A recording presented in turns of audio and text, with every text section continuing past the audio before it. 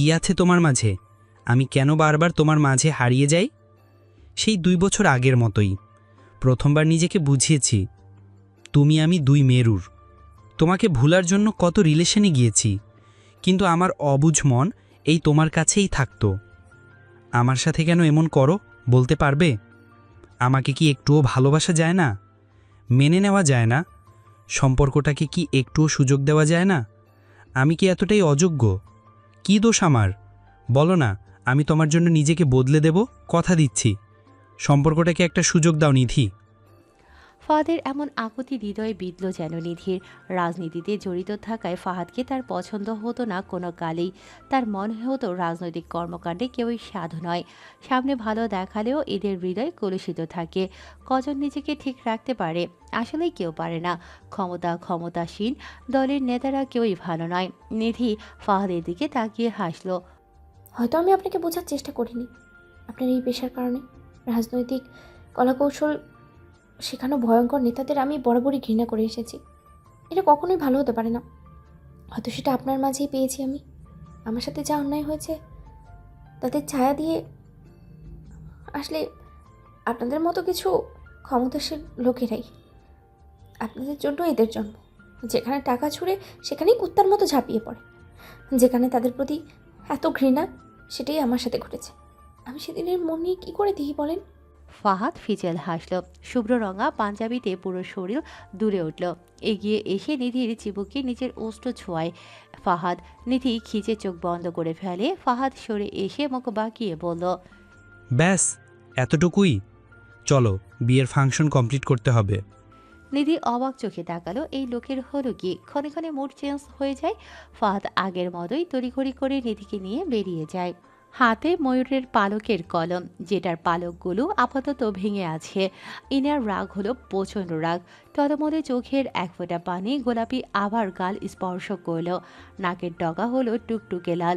ঠোঁট উল্টে এলো প্রায় অসন্তুষ্ট হয়ে সামনে অতি সুদর্শন হোয়াইট ব্লেজার পরিহিত নাওয়ানের পানে তাকালো। নাওয়ান ইনার এমন বাচ্চা সুলভ কান্নায় হতবাক হলো। আর কত নিজের ভিন্ন রূপ দেখাবে এই অপার সৌন্দর্যের নারী। বিয়ের কাবিননামায় বরকনে উভয় সাইন করবে এই কলমটা দিয়ে, যেটা নিধি গিফট করেছিল ঈশানকে বিয়ের 2 দিন আগে। গেস্ট রুমে ডালায় রাখা ছিল সেটা। ইনার দায়িত্ব ছিল সেটা স্টেজ পর্যন্ত নিয়ে যাওয়া। কিন্তু ডালা নিয়ে আসার পথে আচমকা নাওয়ানের সাথে ধাক্কা খায় ইনেয়া। তাতেও সমস্যা ছিল না। ডালা পড়ে কলমের স্থান হলো নাওয়ানের পায়ের তলায়, যার দরুন পালক কিছুটা ভেঙে এবং বেঁকে আছে। এখন কি হবে তাই ভেবে ইনেয়ার এমন কান্না পেল। সে গম্ভীর গলায় নাভানকে শুধালো, দিলেন তো শেষ করে, এখন কি হবে? বিয়েতে এটা দিয়ে সাইন করার কথা ছিল। নাভান জবাব দিল না। গম্ভীর চোখে পরখ করল ময়ূর পালকের কলমটাকে। চোখের সামনে ধরা দিল কিছু আবছা স্মৃতি, যা মস্তিষ্কের স্নায়ু কোষগুলোতে এক কোণায় পড়েছিল, যেটা হয়তো স্মৃতি হয়ে থাকবে সারা জীবন। নাভান হাত বাড়িয়ে ইনায়ার থেকে কলমটা নেয়। শান্ত ম্লান গলায় বলে ওঠে, আমি দেখছি কি করা যায়। বলে ফোন বের করে কাউকে মেসেজ করলো নাভান। ইনায়া রাগ করল না, চুপচাপ দেখতে লাগলো নাভানের কর্মকাণ্ড। কিছুক্ষণ বাদে একজন ছেলে নাভানকে একটা ব্যাগ দিয়ে গেল। নাভান এক পলক ইনায়ার দিকে তাকিয়ে পাশের একটা টেবিলে পাশের চেয়ারে বসে পড়ে। ব্যাগ থেকে জিনিসপত্র বের করে নাভান নিজের কাজ শুরু করে দেয়। ইনায়া দাঁত দিয়ে নখ কাটছে। টেনশনে কপাল বেয়ে ঘাম ঝরছে তার। নাভান মাঝে মধ্যে ইনায়ের দিকে দৃষ্টিপাত করছে। সেদিনের পর আজ প্রথম দেখা তাদের। কত কথা জিজ্ঞেস করতে গিয়েও তা নাভানের জিভের গোড়ায় আটকে আসছে। সময় নিয়ে নাভান সবটা ঠিক করল। ইনায়ার কাছে কলমটি ফেরত দিয়ে বলে উঠল, এবার ঠিক আছে তো? ইনায়া কলমটা ফের পরখ করল। না, আগের থেকে এটাকে আরো সুন্দর করে দিয়েছে নাভান। ইনায়া কৃতজ্ঞতা স্বরে বলে ওঠে, ধন্যবাদ, আসলেই সুন্দর হয়েছে এটা। নাভানের দৃষ্টি স্থির হলো তাতে। চোখের দৃশ্যপটে ভেসে ওঠে আবারও প্রায় 1 বছর আগের স্মৃতি। বড় একটা দীর্ঘশ্বাস ফেলে নাভান। চোখ রাখে ইনায়ের পারে, মুখটা মলিন করে শুধালো, কিছু মনে পড়লি না? সাবলীলভাবে জানতে চাইল নাভান। চোখে তার আকুল আগ্রহ। যে স্মৃতি তাকে এত বিরল হয়ে যাতনায় বিদীর্ণ করে তুলেছে, সে স্মৃতি কি তাকেও কিছু মনে করায়? জানতে চাইছে তার ভেতরটা। ইনায়া কলমটার চোখ স্থির করে, আগে ময়ূরের পালক থাকলেও নাভান এখন তার সাথে জোড়া ময়ূরের স্টিক লাগিয়ে দিয়েছে একটা। যেমনটা তাদের বিয়ের কলমটায় ছিল, যেটা নিধির বানানোই ছিল। সেই বিভীষিকাময় রাতের কথা মস্তিষ্কে হাতছানি দিয়ে যাচ্ছে বারবার। ইনেয়া পলক ঝাপটালো কয়েকবার, ঘুরিয়ে দেখল ময়ূরাক্ষী সেই প্রেমময় যুগলবন্ধে। ইনেয়া তাচ্ছিল্যে সুরে হেসে বলে উঠল। নাওয়ানের দৃষ্টি শীতল হয়। ইনেয়া কলমটা ডালায় রেখে নিজের গন্তব্যের দিকে অগ্রসর হতেই নাভান মলিন কণ্ঠে বলে ওঠে। এ তো সেই বিভীষিকাময় রাতে দুর্ধর্ষ মরীচিকা পত্রের লেখনী, যা দিয়ে শুধু আমি একা নাম লিখে অংশগ্রহণ করেছিলাম। ফের পথহারা পথিকের মতো একাই ছুটেছিলাম সেই মরীচিকার পেছনে। সেখানে আর কেউ ছিল না, কেউ না, শুধু আমার হৃদয় নিংড়ানো যাতনা ছাড়া। সে লেখনী কি করে ভুলবো বলুন? ইনেয়া ঘাড় ঘুরিয়ে পিছু ফিরে মুখে ফিচেল হাসি টেনে এনে মৃদুস্বরে বলে ওঠে। নেক্সট উইকে আমি কানাডা ব্যাক করছি, হয়তো এটাই আপাতত শেষ দেখা। অবশ্যই, কারণ আপনি যে কাজের জন্য এসেছিলেন সেটা হয়তো হয়েই গেছে। এখন তবে ফিরতে পারবেন আপনি। ইনেয়া কণ্ঠে অভিমান নাকি উপহাস ছিল তা ঠাউর করতে পারল না নাভান। শীতল চোখেই তাকিয়ে রইল সামনের অদ্ভুত রমণীর দিকে, যাকে এক দেখায় ভাঙচুর মনে হলেও পরক্ষণেই মনে হবে সে ইস্পাতের চেয়ে দৃঢ় কঠিন। ইনেয়া যেতে যেতে ফের একটা কথা বলে ওঠে। আপনার জীবনটাকে ভালো রাখবেন। আজকে যা দেখছেন সবই মরীচিকা, এটাকে সঙ্গী করবেন না ভুলেও। নাভান দীর্ঘশ্বাস ফেলে, দেখলো তার শেষ যাওয়া অবধি নেই, কেউ নেই। আসলে সব মরীচিকা। ঈশান আর তিথির ফটো সেশন শুরু হয়েছে সেই কখন থেকেই। ক্যামেরার ফ্ল্যাশ ও ক্লিকের শব্দ, এসব কিছুতে আয়শা মির্জার মাথা ধরে গেছে। একে একে পরিবারের সবাই তাদের সাথে ফটো তোলা শেষ হলে আয়শা মির্জা ফটোগ্রাফারকে আপাতত স্থির থাকতে বললেন। তার মাথায় ধরে গেছে অনেকটা। কাজী আর রেজিস্ট্রি নিজেদের কাগজপত্র গুছিয়ে নিয়েছেন। আয়শা মির্জা আবার চোখ রাখে করিডোরে ইনেয়ার খোঁজে। মেয়েটা যে এখনো এলো না। এতক্ষণ লাগে ডালাটা আনতে। নওয়াজ মির্জা আর নাহিদ মির্জা মিজানুর করিমের সাথে আপাতত কাবিনের টাকা নিয়ে কথা বলছেন। আয়শা মির্জা চোখ ঘুরিয়ে ঈশান আর তিথির দিকে তাকালো। তারা দুজনেই হাসি খুশিতে কথা বলায় মশগুল। আয়শা মির্জা তেতলেন, মুখ বাঁকিয়ে বলে ওঠেন। তাদের কি লজ্জা শরম নাই? বিয়ের দিনে বরকনে এমন হাত ধরাধরি করে হাসছে, বেশরম। আমাদের কালে জামাইয়ের সাথে 1 মাসও তো ফ্রি হয় নাই, আর তোরা? আয়শা মির্জার তিতা কথায় ঈশানের দাঁত কেলানি হাসি বন্ধ হয়ে যায়। আজকে তার বিয়ে বলে গিন্নির সাথে কোমর বেঁধে লাগতে পারছে না। একবারই তো বিয়ে, তা আবার ভালোবাসার মানুষের সাথে। একটু তো আনন্দ করা যায়, কিন্তু তার গিন্নি সেটা হতে দিচ্ছে কই। এদিকে নিধিও ফাহাদের থেকে নিজের হাত ছোটাতে চেষ্টা করে। সে যে ধরে আছে, ছাড়ার আর নাম গন্ধ নেই। যেখানে যাচ্ছে তাকে টেনে বেঁধে নিয়ে ছুটছে। কখন না জানি দাদি তাদের ধমকে ওঠে, কিন্তু ফাহাদের তাতে হুঁশ নেই। হাত ছোটাতে চেষ্টা করলে কাঁধ জড়িয়ে ধরছে। আয়শা মির্জার কথায় তিথির রাগ হলেও একটু হাসলে ক্ষতি কি। সে তার কথার উত্তরে হেসে হেসে জবাব দেয়। আসলে কি দাদি, আপনাদের সময় বাবা মা বর কনে না দেখে বিয়ে করাতো। আমাদের সময় আমরা নিজেরাই দেখে শুনে বিয়ে করি। একটু তো ডিফারেন্স হবেই, তাই না? আয়শা মির্জার চোখ কপালে। ঈশানও ভিমড়ে খেল। তার বউ আর গিন্নির ঝগড়া এখান থেকেই শুরু হয়ে গেছে। তিথি হাসি মুখেই থাকলো। আয়শা মির্জা চোখের চশমা টেনে ঠিক করে পান চিবোতে চিবোতে বলে ওঠে। তোদের তো আমি বাড়িতে নিয়ে ঠিক করব। বজ্জাত মাইয়া, আদব কায়দাও শেখানো দরকার। শাশুড়ি না, বড় শাশুড়ির কবলে পড়বা তুমি। ঠিক আছে, খুব মজা হবে বড় শাশুড়ি মা। আয়শা মির্জা মুখ বাঁকালেন। তিথি আর কিছু বলল না। ইনেয়া ডালা নিয়ে তখনই স্টেজে আসলো। আয়শা মির্জা রাগান্বিত হয়ে জিজ্ঞেস করলেন। এই মায়া, এতক্ষণ লাগে সামান্য একটা জিনিস আনতে? কথাটা বলেও শেষ করিডোরে নাওয়ানকে দেখে তিনি রুখে গেলেন। ইনেয়া কোনো উত্তর না দিয়ে ডালাটা রেখে নিধির পাশে গিয়ে দাঁড়ালো। কিছুক্ষণের মাঝেই বিয়ে পড়ানোর কাজ শুরু হয়ে যায়। ইনেয়া স্থির চোখে খানিকটা চেয়ে থেকে আশেপাশে তাকায় জায়নের খোঁজে। বোনের বিয়ে আর এই লোক গেল কই। ইনেয়া ভিড় ঠেলে বেরিয়ে আসে মজলিস থেকে। ভ্যানুর একপাশে পুল সাইড, সেখানে এসে ইনেয়া জায়নের কোনো খোঁজ পেল না। এই সন্ত্রাসীর কোনো বিশ্বাস নেই, ঠিকই গুন্ডামি করতে চলে গেছে বোধহয়। ইনেয়া ঘাড় কাত করতেই উপরের ট্যারিসে চোখ যায় তার। হতভম্ব হয়ে কিছুক্ষণ তাকালো সেখানে। দুহাতে রেলিংয়ে ভর করে ঘাড় কাত করে দুপা ঝুলিয়ে বসে আছে জায়ান। দৃষ্টি ইনায়ার দিকেই নিবদ্ধ ছিল এতক্ষণ। ইনায়ার দৃষ্টিও গাঢ় হলো। আজকাল জায়ানের চোখে তাকাতে ভয় করে না তার। এই অবাধ্য মন কবি তার ভয়কে জয় করে ফেলেছে নিমিষেই। নিচে থেকে জোর গলায় শুধালো, এখানে বসে আছেন কেন? হাত পা ভাঙার খুব শখ হয়েছে? ঘাড় কাত করে গা দুলিয়ে হেসে ওঠে জায়ান। ইশারায় ইনায়াকে ডাকে নিজের কাছে। ইনায়া দীর্ঘশ্বাস ফেলে সময় নিয়ে জায়ানের কাছে যায়। মিনি টেরেসে উঠতে একটু সময় লেগেছিল ইনায়ার। হাঁপিয়ে উঠে ইনায়া জায়ানের পাশে বসে পড়ে। বোনের বিয়ে, সেখানে না থেকে এখানে কেন? ইনায়া অনেকটা হাঁপানো গলায় জিজ্ঞেস করে। জায়ান মৃদু হেসে ইনায়ার চোখের পানে তাকায়, তারপর অস্ফুট গলায় বলে ওঠে, রাতের চাঁদ উপভোগ করতে। আমার চাঁদটা খুব সুন্দর, তাই না হরিণী? সত্যি অনেক সুন্দর, তাকিয়ে থাকতেই মন চায়। হুম, শত জনম বার করে দেয়া যাবে নিঃসন্দেহে। হুম। ইনায়া কিছুক্ষণ জায়ানের মুখের দিকে তাকিয়ে তার কথার ধরন খুঁজল। নিমিষেই মুখ বাঁকিয়ে তাকালো অন্যদিকে।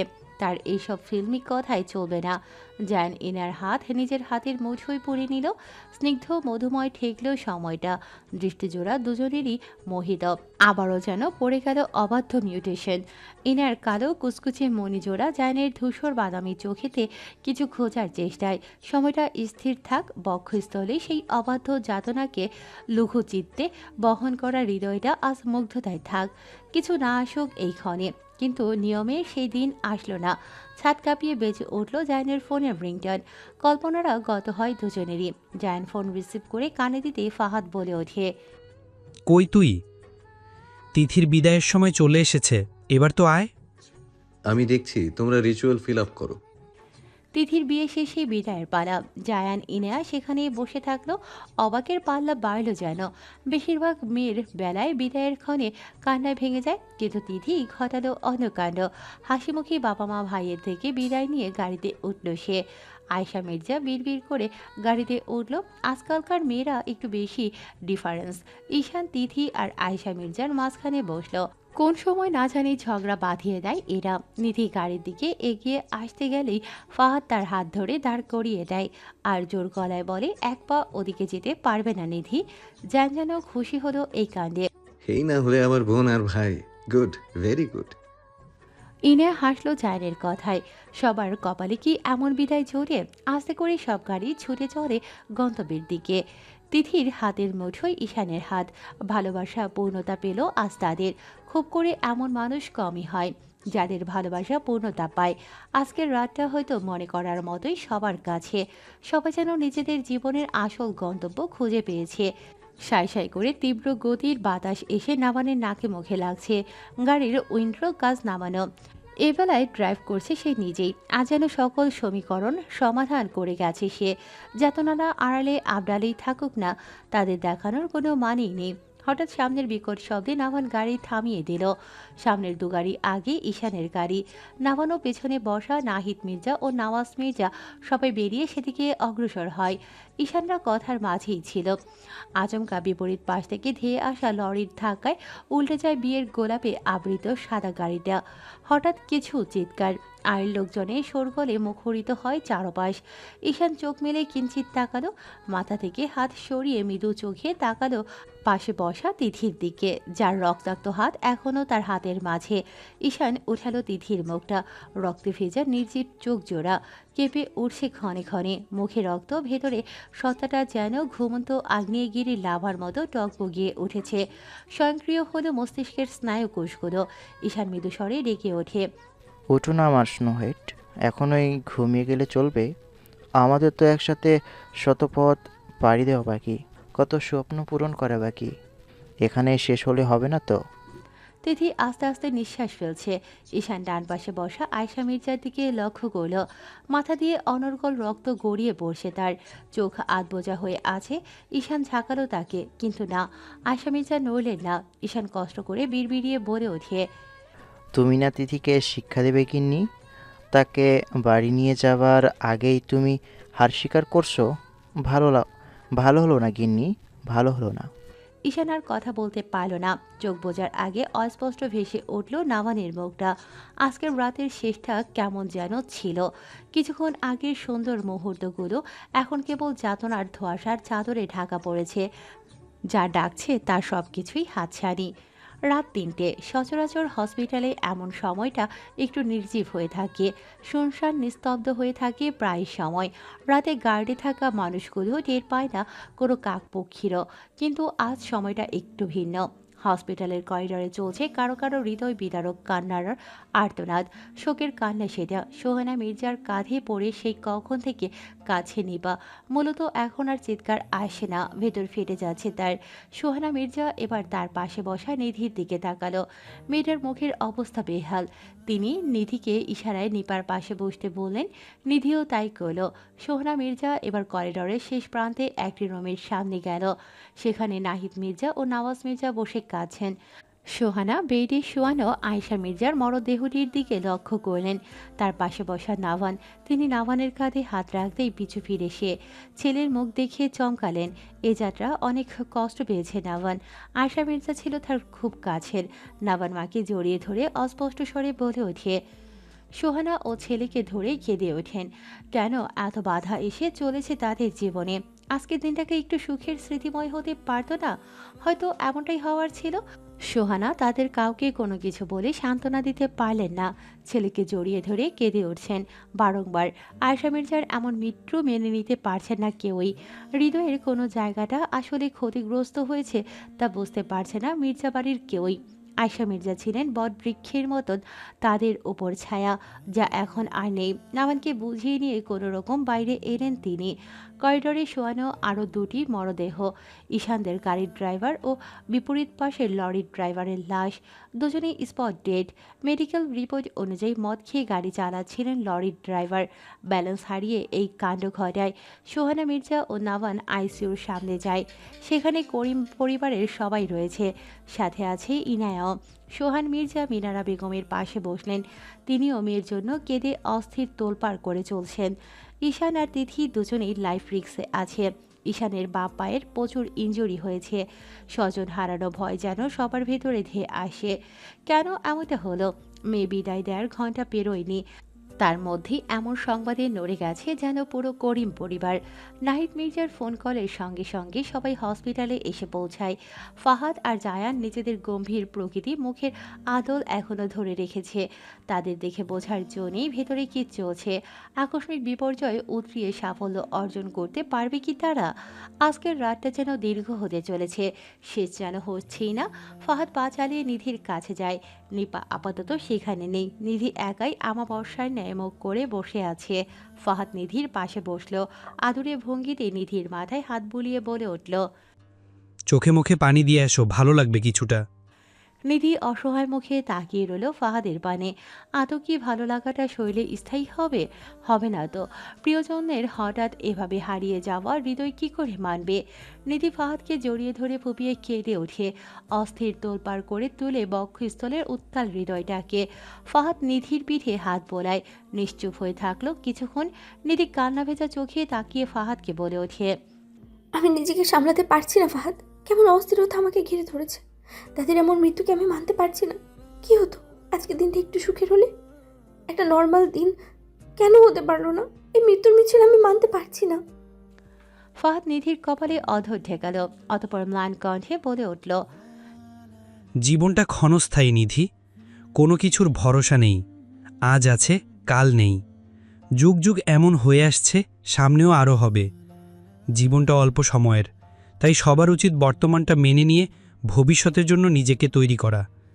আজকে আছি, কাল নাও থাকতে পারি কেউ। মেনে নিতে হবে সবটা। নিধি কিছু বলে না, জড়িয়ে রাখে ফাহাদকে, মিশে থাকে বক্ষ পিঞ্জরে। সত্যি তো, এই বিশাল পৃথিবীতে সবার মৃত্যুর স্বাদ গ্রহণ করতে হবে, মেনে নিতে হবে ভবিতব। এই ছোট্ট জীবনটা মাত্র কিছুদিনের, এতে কোনো অভিমান পুষে রাখা কি খুব জরুরি? হয়তো না। থাকুক না কিছু কিছু অভিমান অবহেলায়। রক্তস্নাত এই আমাবস্যার রাত পেরিয়ে ভোরের আলো ফুটেছে ধরণীতে। পরিণত হয় এক স্নিগ্ধ মধুময় ভোরের সকাল। কিন্তু এই দিনটাই কারো কারো কাছে বিষাক্ততায় ঢেকে আছে। ঈশানের অবস্থা আগে থেকে উন্নতি হয়েছে কিছুটা। সময় গড়ায় সকাল 10টা নাগাদ হসপিটালের সম্পূর্ণ ফর্মালিটি শেষ করে আয়েশা মির্জাকে বাড়িতে নিয়ে যাওয়া হয়েছিল। মির্জা বাড়ি এখনও কৃত্রিম আলোয় আর ফুলের স্তূপে ভরপুর। নতুন বউ বরণের ডালাটাও এখনও অযত্নে অবহেলায় পড়ে রয়েছে। সেগুলো পেরিয়ে বাদ আছর তার জানাজা শেষ করে চির সজ্জায়িত করা হয়েছিল। আয়েশা মির্জাকে খাটিয়া করে নিয়ে যাওয়ার সময় সবচেয়ে বেশি ভেঙে পড়েছিল নাভান আর নিধি। ঈশান থাকলে হয়তো তার গিন্নির জন্য এমনই করত। নিধি অতিরিক্ত কান্নায় জ্ঞান হারিয়েছিল আর তাকে ধরে রেখেছিল ইনায়া। ইনায়ার ও আয়েশা মির্জার এমন দুর্ঘটনার মৃত্যুটা খুব কষ্ট দিয়েছে। আয়েশা মির্জার খুব ইচ্ছে ছিল 2 ছেলে আর 2 নাতি তার খাটিয়া বহন করবে। ঈশানের জায়গাটা পূর্ণ করেছিল ফাহাদ। নিজের হাতে গড়া শান্তি ভিলাকে বিদায় জানিয়ে আয়েশা মির্জাকে নিয়ে যাওয়া হয়েছিল তার শেষ এবং আসল ঠিকানায়। দিন পেরিয়ে রাত ঘনিয়ে আসে। তার সাথে যেন প্রিয়জন হারানোর হাহাকার ঠেলে বেরিয়ে আসে ভেতর থেকে। মিজানুর করিম আর মিনারা বেগমকে জোর করে বাড়িতে পাঠানো হয়েছে, তা স্বয়ং জায়ান করেছে। এখান থেকে তাদের মানসিক অবস্থা আরও খারাপের পথে। নাভানের সাথে কথা বলে ফাহাদ। মির্জা বাড়ির সবাইকেও বাড়িতে ফিরতে বলে। নিধি আর নিপা প্রথমে জেদ ধরলেও নাভানের সামনে তা ফিকে রয়ে যায়। অন্যথায় তাদের এখানে থাকার কারণ দেখল না নাভান। নিধি ফাহাদের দিকে অভিযোগের দৃষ্টিতে তাকালো। ফাহাদ একটা দীর্ঘশ্বাস ফেলে নিধিকে নিয়ে একটু দূরে যায়, অতঃপর গম্ভীর গলায় বলে ওঠে, বোকামি কেন করছো বলো তো? আমরা আছি তো এখানে, তুমি বাড়ি যাও। আর হ্যাঁ, সবাইকে বোঝানোর দায়িত্ব তোমার, আর কোনো কান্নাকাটি নয়। নিধি প্রত্যুত্তর করতে পারল না। সহসাই ফাহাদের উক্তি মেনে সবাইকে নিয়ে হসপিটাল ত্যাগ করল। সন্ধ্যা রাত পেরিয়ে গেছে, আকাশ নিঝুম কালো, কোথাও চাঁদের দেখা নেই। ঘন ঘন মেঘ ডাকছে, তার সাথে বইছে হিম শীতল হাওয়া, প্রচণ্ড বাতাস। হয়তো ভারী বর্ষণের আহ্বান জানিয়েছে প্রকৃতি। রাস্তার চলাচলকৃত মানুষের এখন ঢের বেশি বাড়ি ফেরার দ্বারা। দোকানিরা কেউ কেউ দোকানের শাটার বন্ধ করে ফেলেছে। রাস্তা আস্তে আস্তে হয়ে আসছে নির্জন। বাতাস ঝাঁপিয়ে উড়িয়ে দিচ্ছে রাস্তার বালি। সেই বাতাসের গতির মতোই সাই সাই করে চলছে জায়নের কালো মার্সিডিস। খুব দক্ষ হাতে গাড়ি ড্রাইভ করছে সে। পাশে বসা ইনায়া, যে মলিন মুখে বাইরের দৃষ্টি স্থির করে আছে। প্রকৃতির হঠাৎ রং বদলের ধরন দেখে ইনায়া হাসল। আকাশ আজ কাঁদুক, আজ তার কান্নার দিন। কেননা তার বুকেতে মেঘ নামক যাতনা বাসা বেঁধেছে। তা সে কেঁদে বৃষ্টি করে ঝরিয়ে দিক। আজ আকাশ কেঁদে দিক। ইনার বলা বিড়বিড়ালো কথায় জায়ান ভ্রুকুটি কুঞ্চিত করে তাকালো তার দিকে। মুখটা গম্ভীর করে অস্ফুট স্বরে জিজ্ঞেস করে উঠল, আকাশের যখন মন খারাপ হয় তখনই কাঁদবে। কিন্তু তুমি বলো, আজকের ফ্ল্যাটে ফিরা কি খুব জরুরি? মায়ের সাথে করিম ভিলায় থাকতে পারতে। আমার দিন ওই বিয়ে পর্যন্তই ছিল। জায়ানের দিকে তাকিয়ে দ্বিধাহীনভাবে উত্তর দিল ইনায়া। জায়ান মুখে কিছু বলল না। গাড়িটা একটা ব্রিজের উপর আসতেই সেটা দাঁড় করালো জায়ান। গাড়ি থেকে নেমে পকেট থেকে বিফ বের করে টানতে লাগলো সেটা। মুহূর্তেই নাকে মুখে দিয়ে অনর্গল ধোঁয়া উড়িয়ে দিল সে। ইনায়া গাড়ি থেকে নেমে জায়ানের পাশে এসে দাঁড়ায়। গুড়ি গুড়ি বৃষ্টি পড়ছে এখন। ইনায়া হাতের উপর হাত ভাঁজ করে কিছুক্ষণ দেখল জায়ানের কাণ্ড, অতঃপর মুখ বিকৃত করে বলে ওঠে। জায়ান ইনার দিকে ফিরে মুখের অবশিষ্ট ধোঁয়া ছাড়ল। অধর টিপে হেসে উঠে তৎক্ষণাৎ ইনার পান পাতার মতো স্নিগ্ধ মুখপানে একবার তাকিয়ে সামনে ফিরে ম্লান স্বরে বলে ওঠে, বাহ, খুব ভালো। আপনি বলেছিলেন ধূমপান ছেড়ে দিয়েছেন। আপনাকে এখন এই আধার রাতের কুখ্যাত সন্ত্রাসী মনে হচ্ছে।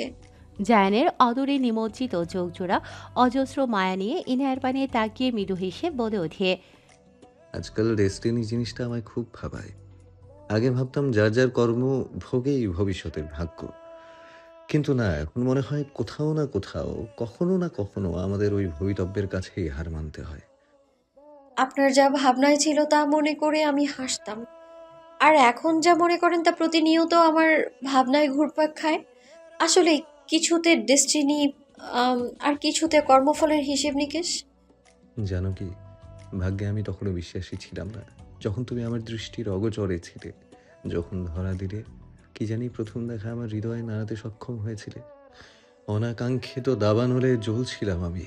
ভাইয়ের অগণিত প্রেম আমাকে ভাবাতো, কি করে কাউকে হঠাৎ করে এত চাওয়া যায়। আমি পণ করেছিলাম কি করে কোনো হৃদ হরিণী কোনো গম্ভীর হৃদয়কে নাড়াতে পারে তা আমি দেখে নেব। কিন্তু দেখো না, আমি নিজেই কখন আস্তে আস্তে তোমার মাথায় পা দিয়েছি আমি নিজেই জানি না। ইনার চোখ জোড়া শীতল হয়। আজকে জায়ানকে খোলা বইয়ের মতো লাগছে, যেন নিমিষেই পড়ে ফেলতে পারবে সে। আসলে কি তাই? জায়ানকে পড়ে নেয়া এতটা সোজা কি? ইনায়া মসৃণ হাসল। কি ব্যাপার, আজ আপনি এত মেয়েদের মতো বেশি ভাবছেন কেন? তার মানে তুমি স্বীকার করছো মেয়েরা বেশি বুঝে সব সময়? দুজনেই হেসে উঠল। ইনায়া মৃদু স্বরে বলে ওঠে, তারা আবেগপ্রবণ হয়ে যায় বেশি, ভেতরে যা আসে তাই নিংড়ে দেয়। কিন্তু পুরুষ তো কঠিন পাথর, তাদের হৃদয়ের কথা ধরতে পারে কে? বিশেষ করে আপনি। কিন্তু আজ একটু বেশি এই বিষয়ে এলোমেলো হয়ে আছেন কেন? জায়ান দীর্ঘশ্বাস ফেলে বিড়বিড় করে বলে, হারানোর ভয়, সেটাই আজ মন জেগে বসে আছে। টেরিসে আমাদের সুন্দর সময়টা, যেখানে বসে দুজন নব দম্পতির সুখের যাত্রা দেখলাম, সেখানে বসা থাকতেই তাদের যাত্রার ইতি বাতাস শুনতে পেলাম। এর মানে কি হরিণী? কখন কি হয় কিছুই তো আমাদের হাতে নেই। জীবন নামের এই ট্র্যাজেডিতে আমরা কে কোথায় কিচ্ছু জানা নেই।